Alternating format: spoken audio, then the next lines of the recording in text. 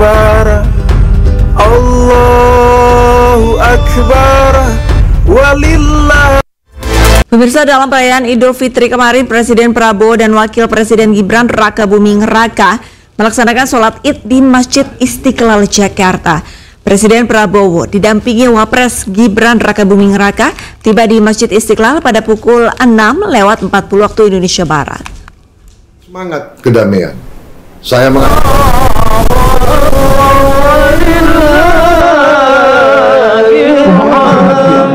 Presiden Prabowo dan Wakil Presiden Gibran Rakabuming Raka melaksanakan sholat Id di Masjid Istiqlal Jakarta.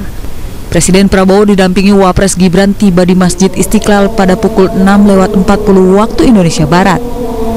Presiden berada di saf depan bersama anaknya Ragowo Hedi Prasetyo atau Didit Prabowo, Menteri Agama Nazarudin Umar, serta Seskap Teddy Windrawijaya. Selain itu, sejumlah menteri dan pejabat juga menunaikan sholat Id di Masjid Istiqlal. Di antaranya Menko Bidang Infrastruktur Agus Harimurti Yudhoyono, Menteri Perlindungan Pekerja Migran Indonesia Abdul Qadir Kading, hingga Gubernur Jakarta Pramono Anung.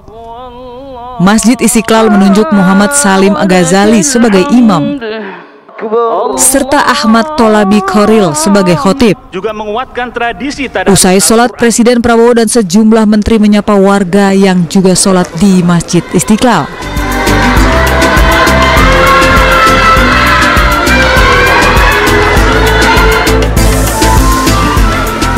Selanjutnya Presiden masuk ke dalam mobil maung Garuda menuju ke Istana Kepresidenan Jakarta. Prabowo pun membuka penutup atap mobil untuk menyapa warga di jalan sekitar masjid. Tim Liputan iNews melaporkan.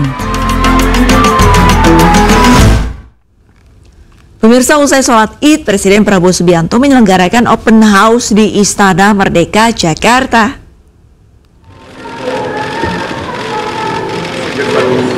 Presiden Indonesia Prabowo Subianto setelah melaksanakan sholat Id di Masjid Istiqlal pada Senin pagi langsung melaksanakan open house di Istana Merdeka Jakarta. Turut hadir Wakil Presiden Gibran Rakabuming Raka beserta keluarga. Prabowo Subianto juga mengundang para mantan presiden, mantan wakil presiden, pejabat negara, duta besar, lembaga internasional, tokoh agama, tokoh masyarakat, dan juga masyarakat umum. Presiden juga mengundang para tokoh nasional, termasuk para ketua umum partai politik untuk datang halal bihalal ke Istana Merdeka.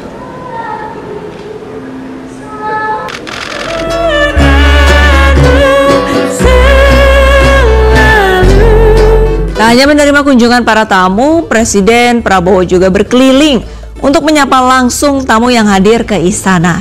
Presiden berkeliling untuk berbincang dengan warga. Presiden pun sempat bercanda tawa hingga mendengarkan aspirasi warga.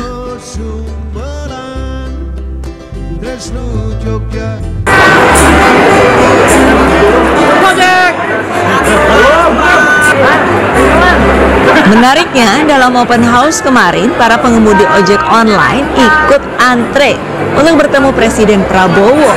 Ini adalah pertama kali dalam sejarah ojek online bersilaturahmi dengan presiden yang sedang menjabat di Istana Kepresidenan. Para pengemudi ojek online juga berterima kasih atas permintaan Presiden Prabowo untuk pengadaan tunjangan hari raya.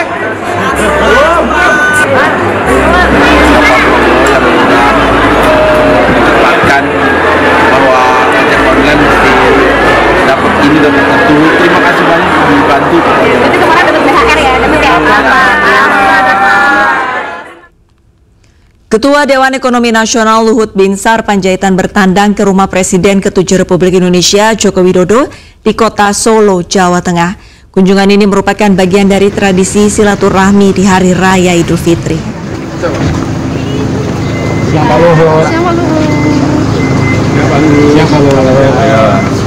Luhut Binsar Panjaitan bersama istri Devi Simatupang tiba di kediaman Joko Widodo di Sumber, Kota Solo, Jawa Tengah. Pertemuan antara Jokowi dengan Luhut berlangsung tertutup. Ditemui usai pertemuan, Luhut menyebut bahwa kunjungannya merupakan bentuk silaturahmi serta halal bihalal. Luhut juga menyebut Selama menjabat, Jokowi tidak pernah melanggar konstitusi. Luhut pun mengingatkan rakyat Indonesia untuk bersatu dan memberikan kesempatan pemerintahan Presiden Prabowo Subianto. Kita semua supaya melihara budaya santunnya, ramah tamahnya Indonesia. Demokrasi itu betul, tapi jangan demokrasi itu jadi merusak budaya sopan santun kita, berbicara, berbahasa, yang tidak menghormatin orang-orang yang sudah berkarya buat negeri ini, kemudian berburu sangka dengan cepat. Saya kan pembantu Presiden Jokowi selama 10 tahun, saya saksi hidup. Ya, saya ulangi sekali lagi, saya saksi hidup. Dan sebagai tentara, saya tidak melihat ada pelanggaran-pelanggaran secara konstitusi yang dilakukan Presiden Joko Widodo waktu itu. Tidak saya lihat. Jadi siapapun yang bisa, saya bisa saksi.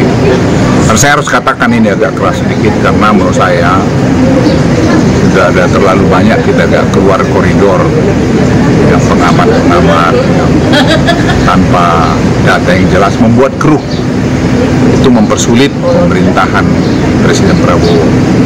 Kita harus memberikan suasana kekompakan di pemerintahan Presiden Prabowo ini.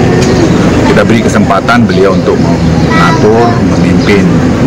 Tidak bisa juga bisa segera jadi seperti makan bergiji. Ada yang titik sana sini. Sekarang kan belum mulai jalan, kan itu perlu waktu. Dan hasil studi kami, ini studi kajian yang dilakukan oleh ahli kemiskinan Profesor Arif Ansori, ini program yang sangat baik sekali. Jadi jangan kita terus torpedo karya-karya bagus yang baru dimulai. Dan juga kembali kepada tadi, juga karya-karya bagus yang dibuat oleh Presiden pendahulunya Pak Presiden Prabowo, kita harus hormatin juga. Itulah budaya Indonesia. Kita harus kompak semua bangsa ini, karena masalah yang dihadapi bangsa Indonesia ini masalah yang rumit dan kompleks karena global masalahnya begitu. Tapi saya melihat, tadi saya juga bincang-bincang dengan Presiden Pak Jokowi, Presiden Prabowo kelihatannya sangat mendengarkan masukan-masukan dan tentu saya kira akan bisa lebih bagus.